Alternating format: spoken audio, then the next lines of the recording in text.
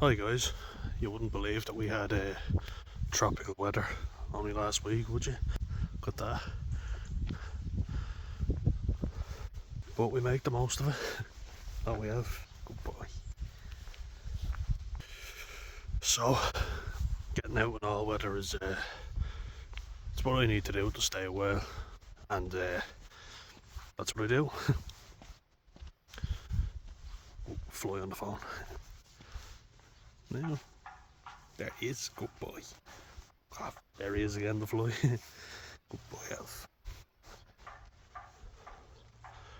Wanted to just talk about something that was you see the rain falling, but I want to talk about body dysmorphia and give it its own video.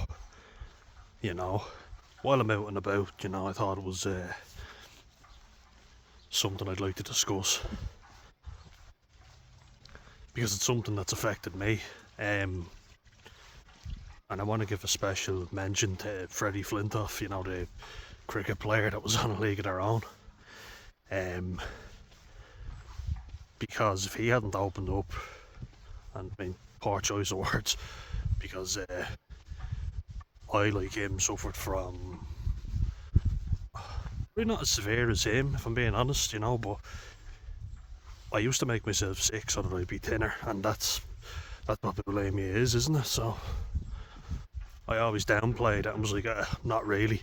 Sometimes I didn't even, like a lot of people think of putting the fingers down the throat. I would make myself gag or put something into my body that would make me sick, which,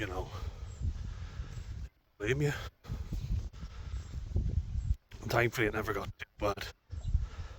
One thing I've definitely know I had was body dysmorphia, and that's usually associated with women, not so much men. It's just as common, and it's on the rise, unfortunately. And because it's associated with women, there's more shame around it for men, sadly.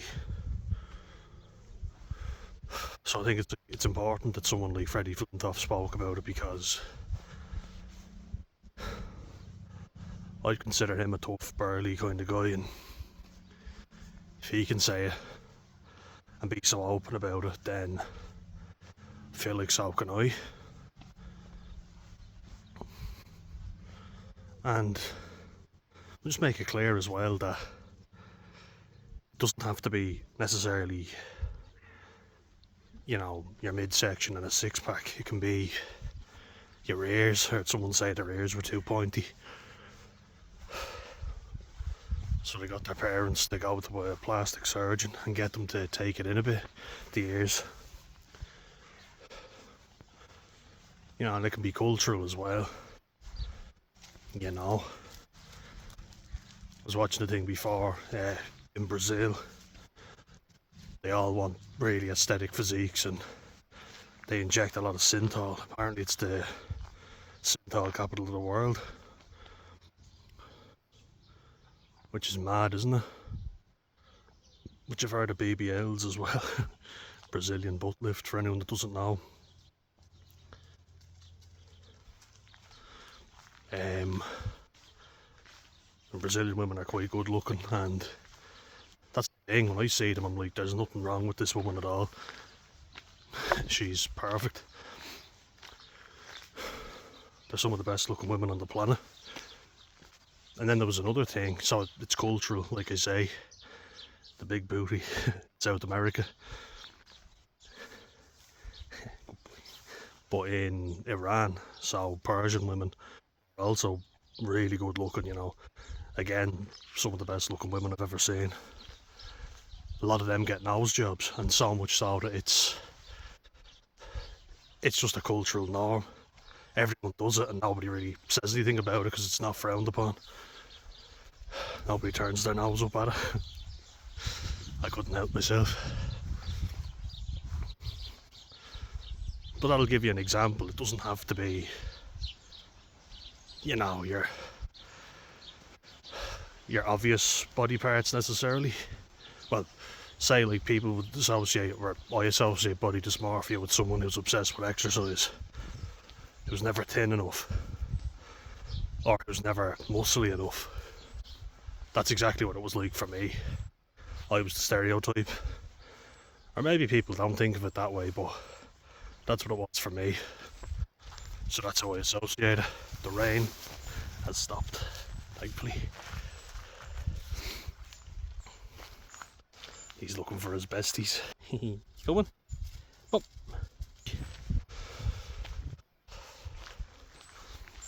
For me, what it was belly fat, you know. I was never thin enough. It looked very unnatural when I was at my thinnest, because I'm not meant to be that thin. Like it or not, I'm a fatso. And like, my dad was very skinny and my mum would have struggled with weight a lot more, you know. But she always exercised, so she kept it off. And that was the same with me and my brother. In fairness to my brother, he'd be a bit more of an endomorph than me. He's stronger, you know, but he also puts on more fat. It's very hard for him to lose weight. Like, even when he could jog 12 kilometres in a good time, he could do that in under an hour, but he'd still be well into the 100 kilos. And he can pull it off, you know. He's not meant to be 80 or 70 kilos. He hasn't been that since he was 13. And people would say, oh, you're fat, you're overweight. And it's like, no. Like, I've seen him at 125, 130 kilos. That's weight for him. And I would say you look good at that weight. He made himself sick before by trying to get down to 115. He got down to it. It's just good for him. He was unhealthy. He got the flu. He was really sick because he was over exercising. And it's been proven that BMI is a load of shite anyway. Body mass index, you know. Take your height and what weight you should be. And then they include age as well. And just to give you an example of how bullshit it is, I did a statistics project in, second year of college. And I thought, well, I want to do something interesting, you know. I wanted to do BMI of rugby players. And I shit you not, like, I did the entire Gala Premiership, which is the English league, because there was more teams to pick from. 2 players out of the whole league, and I think there was like 16 teams, 14, was it 14? Yeah. I can't keep up with the amount of teams that have gone into administration. But 2 players out of that were not obese. Everyone else was considered obese, you know. Just had to check on Alf. He's such a good boy. As soon as I said come here, he came sprinting over. Gotta use the daddy voice. Honestly, such a great lad, aren't you? Yeah, best fella. But yeah, so rugby players be quite muscular, you know, and muscle is heavier than fat.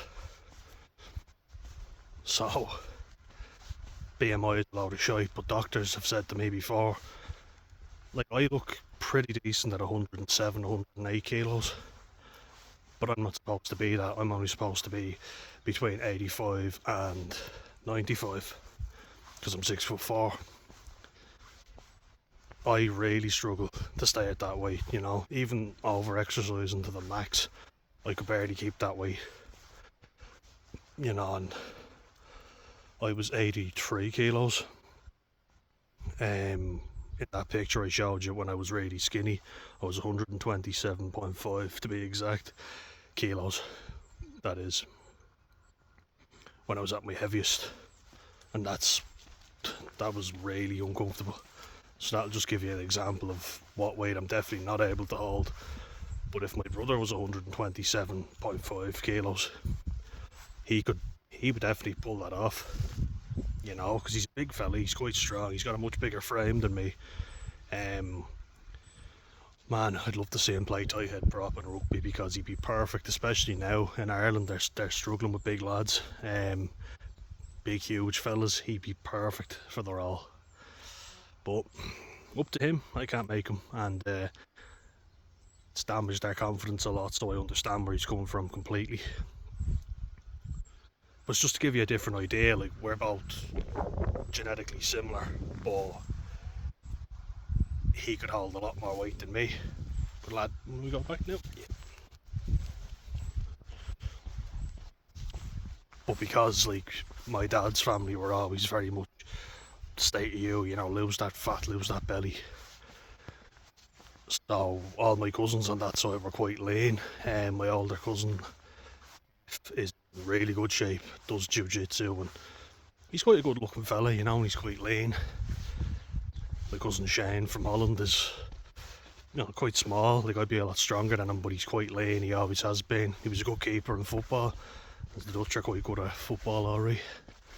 Plus the Irish side of the family were into football as well. Good combination. You know, all my cousins are quite good looking and lean. My youngest cousin, Jack, as well, he's quite thin. But they've got smaller frames, you know. Me and my brother Sam, we've got much bigger frames. Especially Sam, like, he's huge. He's like a bull. He's very strong, you know. But I remember just being upset, being thin, and it didn't look good, you know. Like, I'd flog myself in the gym. I'd always be pinching my midsection, the overhang. Ah, look at him. Hello. Yeah, you best boy. Yeah, the best. Anything to say? Good boy. Just stop for a second. Ready to go. I'd always be pinching my fat, you know, and then I looked at myself and was like, Jesus, I've no muscle, you know, I've really thin limbs and I look shit. So then I started eating loads, and because I was under eating and underweight, the muscle piled on. It was actually quite good. You know, my arms got bigger, my shoulders and chest, but more belly fat. And I didn't appreciate that my technique in the gym got a lot better. Like, my squat has come on so much from what it used to be. The technique is much better. You can even see it, you know. I've posted a few videos on that, but I didn't appreciate it. And I listened to fellas who take and stuff, so then you get to the whole thing of the wonderful anabolic steroids. And I've tried, I have actually reached out to fellas before to try and buy them ages ago now, and being told you have hypertension, definitely not something I'd consider. I've never done them, but that's not to say I haven't tried, you know. I spoke to a lad before in the gym who I could tell he was on something. I knew it, you know. You just know. Rule of thumb, as I always say. If a fella looks like he's on steroids, he probably is, because there are lads that are taking them that I didn't even know were taking them, you know. Just bad genetics, and they're not going to look any better, really. They get stronger though, but you wouldn't be able to tell that they were taking stuff. There was this lad that played rugby with me when I moved up to the senior team, and he was a short arse, you know. He's about 5'9", and he was juiced out of his mind. You know, the half pipe veins and the biceps and all. But I was impressed by his physique, and I was getting really good stats. Like, my fitness was after him, you know. He was an open side flanker and I played second row at the time, so I was heavier, but I was only just behind him in fitness, and I was nearly the fittest forward on the team, which was great, and I was lifting some of the heaviest weight. So that's a great combo, like, that's what you want. But I was getting my fat checked, you know, like, there's a little machine that pitches you. It's not very flattering. And your man was doing it in the gym, and I was like, I'm happy enough to do it wherever. But this prick, the fella that was taking juice, was saying, ooh, don't be showing off that. And I was like, did I fucking ask for your opinion? And he was like, well, if it bothers you so much, you should do something about it. And I was like, I've got some of the best stats in the team. And he was like, yeah, well, that means nothing when you don't look like me. And I was like, fuck off. Real vain, you know, but it rubbed off on me, sadly. Hello, goodbye. But I didn't appreciate my performance, you know. Like, I was doing well, I was actually lifting good weight. That's what you should look at, you know. Like, there were mates of mine who could just naturally do a chin up. That was one thing I really wanted to be able to do, and I couldn't do them. Some lads were just able to hop on the chin up bar and do them immediately. For me, it took a lot of training, but I worked my arse off to do it. You know, when you're holding yourself on the bar like that as long as you can and letting yourself down, that's good practice for that. And then climbing, you know, did a lot of climbing to work on grip strength and agility, you know. And I got good at it. I could do like 25 chin ups, I could do 12 wide grip pull ups, which again some lads took naturally to. They were lighter in body weight. And that's the thing, you know, you see lads, and I remember even in primary school I was obsessed with how fat I was and how lean some guys were. Some lads were like really skinny, other lads, there was this one lad, like, he had abs and a big chest, and in primary school I highly doubt he was taking anything, just had insanely good genetics.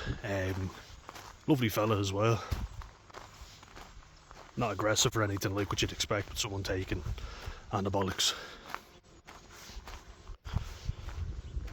But you know, the thing I had was that I would work my arse off to get something if I was bad at it, and I think that's a good thing. It's something that I want to get back to, because effort and training, that's what I always had, you know. Never mind if I don't have rippling abs. And that's what I say to you, you know, don't be obsessed with how you look, be obsessed with how healthy you are and how well you can perform. And I think that's a good place to leave it. Alright, see you later.